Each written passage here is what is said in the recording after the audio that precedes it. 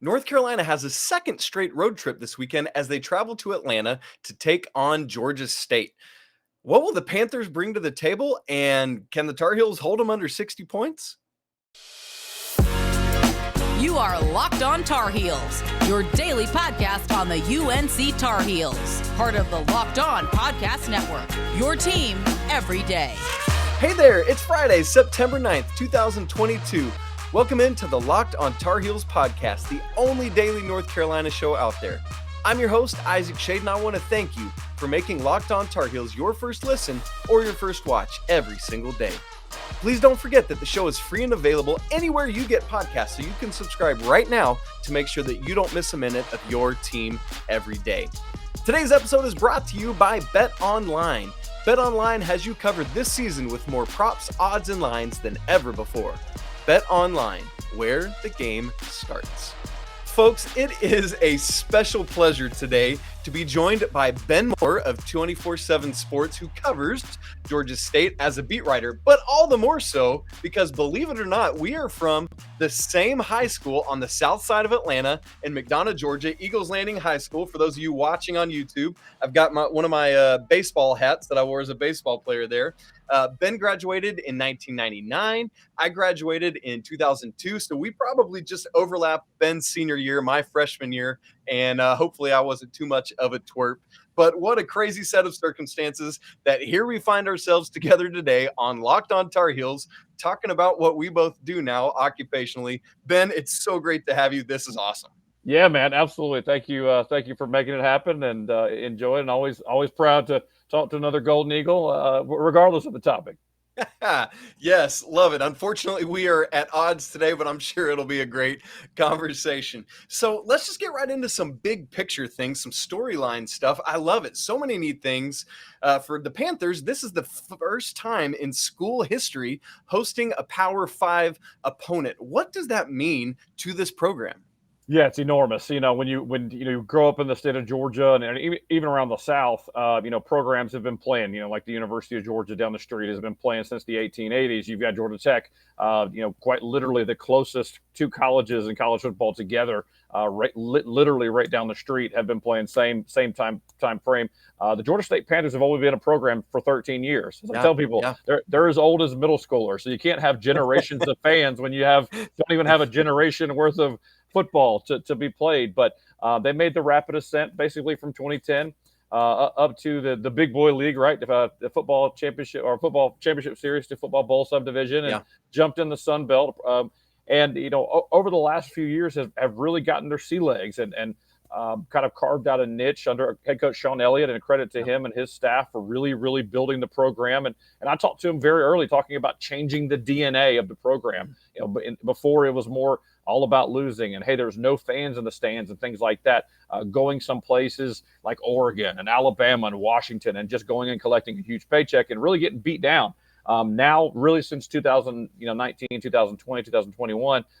They've gone in and beat a team like Tennessee, and now you host a Power 5 opponent, and this will be the first of multiple Power 5 opponents that come to Center Parc Credit Union Stadium over the next few years. They will host Georgia Tech in coming years after a home-and-home deal there. They will host Vanderbilt in a home-and-home deal there as well, and there's others on the horizon that the conversations have happened. So you're just really seeing the evolution of this program, and to be quite candid, it's a huge credit to UNC and really any other programs that will actually allow them to go to Sun Belt level programs, but they realize they're going to get good games. I mean, I think you saw that certainly last week in the road game against App State, the importance to App State, and of course the Tar Heels, able to escape with the victory there. But just looking at how big that was for the Appalachian State program, they came in and brought a ton of seats there, and had their largest crowd ever, over 40,000, and it's an enormous boon for a program in the Sun Belt.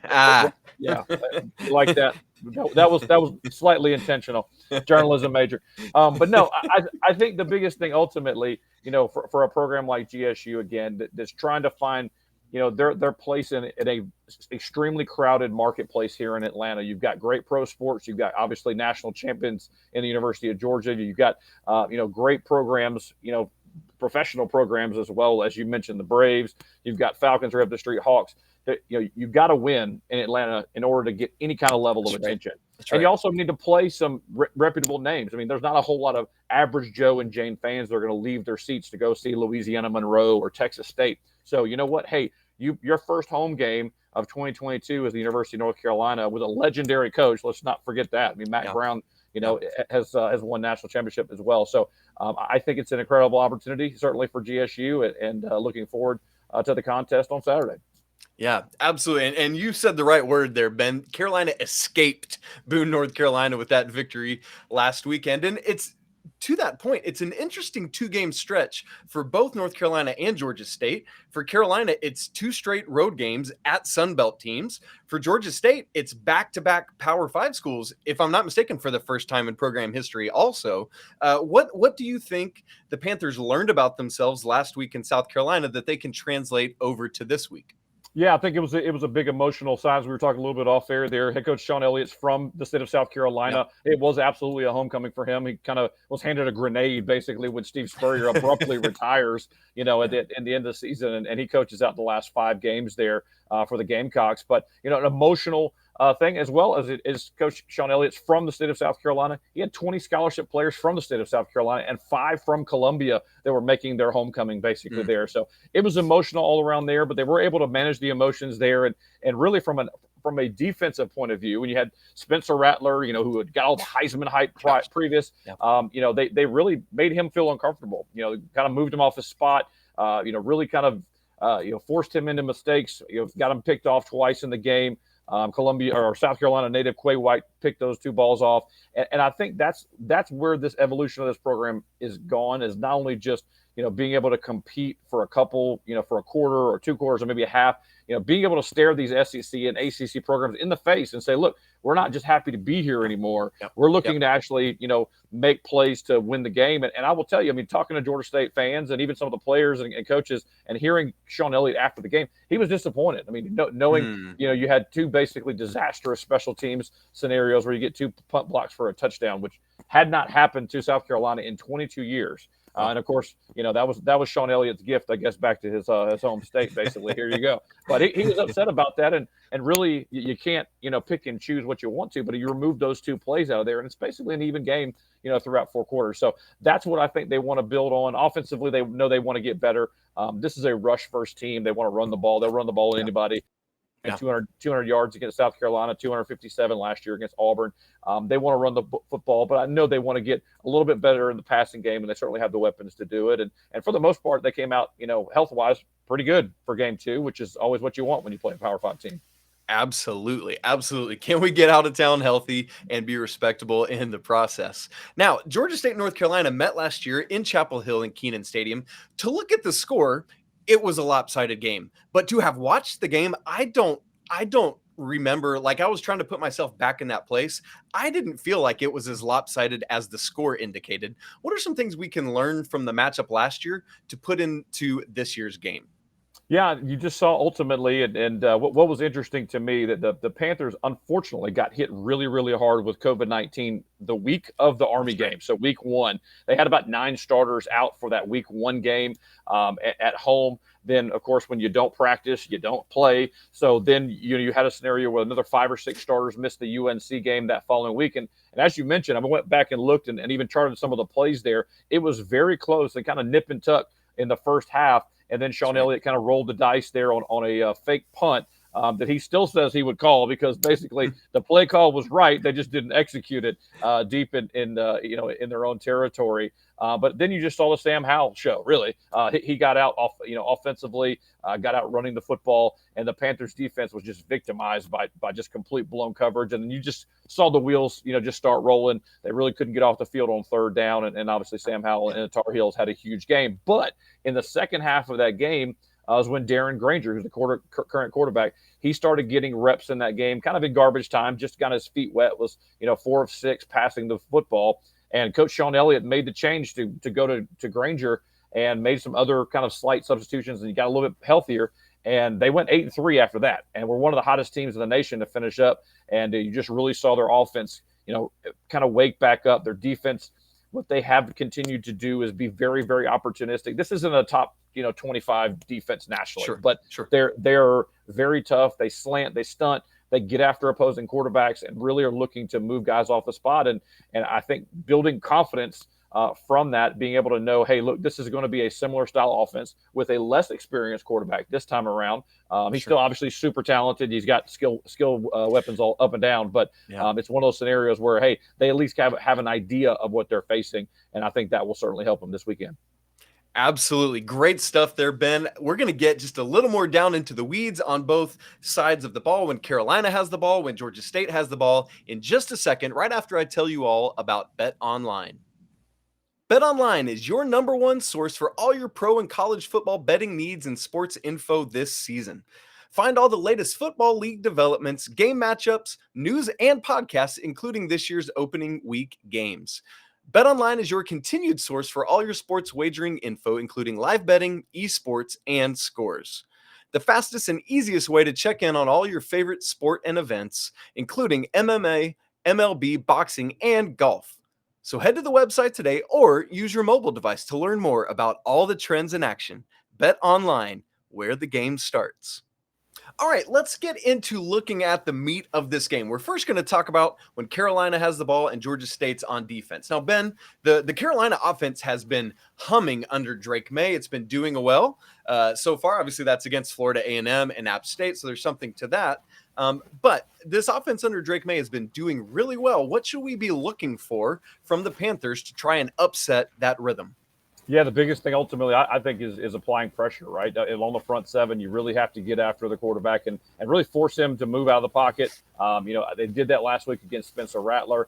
When you give good quarterbacks time, they're going to pick you apart. What I think is certainly something to keep an eye on is App State runs a variation of basically the same defense. So I think ultimately, defensive coordinator Nate Fuqua and head coach Sean Elliott can really take a look at that film and say, all right, here's how they attacked it. And obviously it did work because Drake Maye had a huge game and was able to, kind of move his team up and down the field there in the wild one there. But ultimately being able to find where you're going to have pressure. The Panthers do want to pressure from all three levels. You saw that against South Carolina. They blitz, from the defensive line, linebackers. They will send guys weak side, strong side. They have capable blitzers on all levels. They have very experienced defensive backs as well. You have Quay White, who had a very strong game against South Carolina, had 5 tackles, 2 picks, pass breakup in the end zone, which forced a long South Carolina field goal as well. On the back end, I call him the Sun Belt's version of the Honey Badger, Antavius Lane. He is nicknamed the Hit Stick. He's a guy that gets off the bus and you're like, all right, what's up with this guy? He's kind of small and about 5'9", about 185, 190 pounds, but he's the career leader for Georgia State in interceptions.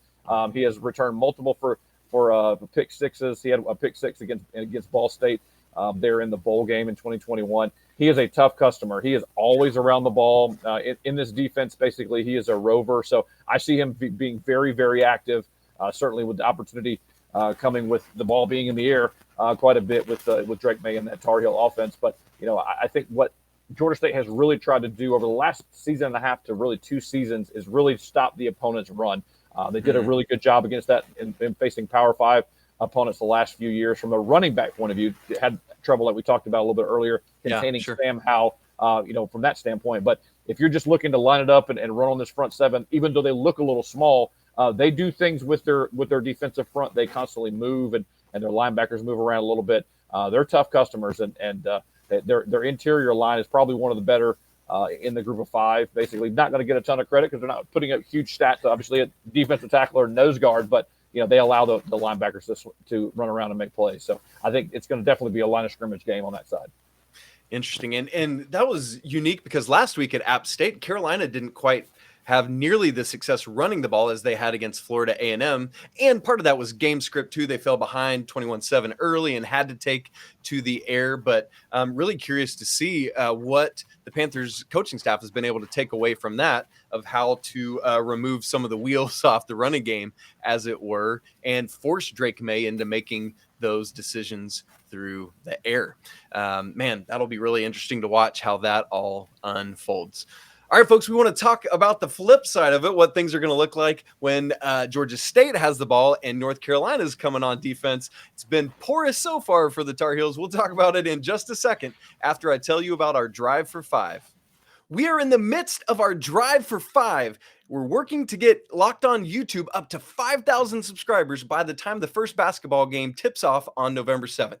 Would love to invite you to join us in that adventure. Help come along. We're getting closer and closer every single day and want to just keep growing this community so that when basketball season kicks off, we're ready to go and all in together. Thanks so much for partnering with us. Well, in the same way that the North Carolina offense has been humming, as good as they've been, the defense has been the complete flip-flop opposite of that, getting gashed, giving up 61 points last week to App State. So the question is, Ben, are the Tar Heels going to be able to hold the Panthers under 60 or no?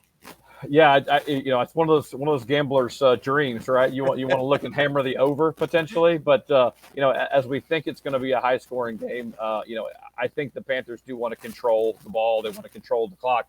They do exceptionally well when they rush for 50 times or more in a game. They want to get the rushing attempts up, and there are times where they'll hit the gas and rev things up. I don't see that being the game plan on Saturday, just because of how strong that North Carolina offense is. They're going to want to control the ball and get out there and be able to ground and pound. But they do. Against South Carolina, they rotated 3 running backs. Started with Tucker Gregg. They call him Tucker the Trucker. If you're a Power 5 guy, you remember a guy by the name of Peyton Hillis out of Arkansas. He's kind of built that way. A guy that's going to slam in between the tackles. Then you got former 4-star Jamias Williams, who actually was a signee and played for South Carolina on the defensive side of the ball. And Georgia State's flipped him to the offensive side of the ball. Has big time speed and wheels out of the backfield, and popped to pick a 41-yarder on his first carry the other night. So in Williams Bryson in his homecoming, but you're going to see him move the ball, as well as Darren Granger. Darren Granger's a dual threat guy, wants to get out and run as well. He'll pull it down almost. Coach Sean Elliott talked about almost every single play is a run pass option for him. So he has an opportunity to basically pull it down, take opportunities to go down the field potentially when it's there. I think the other side too, that something that I'm looking forward to is, hey, these Tar Heel defenders, they know, and they've been told for 2 weeks how terrible they are, right? At some point, these guys are going to pick up and want to make a play of their own selves. So the Panthers do need to be cautious of that and not try to say, hey, they're not competing against air here. So they do need to go out there and obviously execute and take things. But credit to Darren Granger, since he's taken over, he's been one of the nation's leaders in not turning the ball over. Only had 4 picks last season. Does a really good job protecting the football. And that's the one big thing with this offense is if it's okay to basically take an incomplete pass. It's okay to go back and go back to the drawing board and pull from there. But I do expect a little bit more wrinkles here and there, with guys in motion, something they just really couldn't, move South Carolina's front 7 a tremendous amount.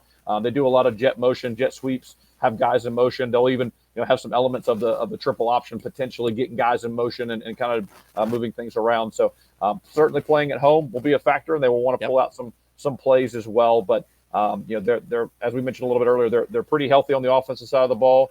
You had 2 first-time starters at tackle, left and right tackle. Had Bryson Broadway at left tackle. Right tackle was Montavious Cunningham. So now getting back home, getting able to reevaluate that film, I do see a jump and a step forward with those 2. So that's the goal. They want to move the other team off the ball. They want to move the Tar Heels down the field and convert on third downs, which they struggled Saturday against South Carolina as well. So they do want to continue to do that, and they're not fearful or bashful about going on fourth down as well, as they went several times in Williams-Brice last Saturday. So nice. Sean Elliott not going to kick field goals, especially even at home. He wants to go and try to take the points any way he can get it. Yeah, and I think that's going to be a big thing. Coach Chizik's defense had trouble getting off the field early in the game last week on third down, but it's a whole different psychology when it's like you got to get off the field on third down, and again on fourth down, you got to recreate that same thing. And so really curious to see how that can happen, how Carolina's linebackers can step up and run support and help keep things in check there. Ben Moore, brother, great stuff. Thank you so much for the primer on Georgia State. Cannot wait to see how this unfolds in Atlanta on Saturday. Thank you so much. Thanks for having me. I appreciate you, man. Absolutely. Well, that's it for today's episode of Locked on Tar Heels, and that's it for this week on Locked on Tar Heels. I hope you have a great time this weekend. Enjoy the game, cheer hard, be happy when the offense is going crazy. Don't get too down when the defense is inevitably struggling. You can follow the show on Twitter at Locked on Heels. You can follow me at Isaac Schade, and make sure to go give our guy Ben a follow on Twitter as well. Now, for your second listen, go check out the Ultimate Pro Football Preview, an 8-episode extravaganza to get you ready for the 2022 NFL season. The local team experts of the Locked On Network and Odyssey NFL insiders all combining into one Ultimate NFL Preview. Search for Ultimate Pro Football Preview 2022 on the Odyssey app, YouTube, or wherever you get podcasts. Thanks so much for spending that last day of your week talking Carolina football with me and with Ben, and I want to remind you that it is always a great day to be a Tar Heel. Until next week, peace!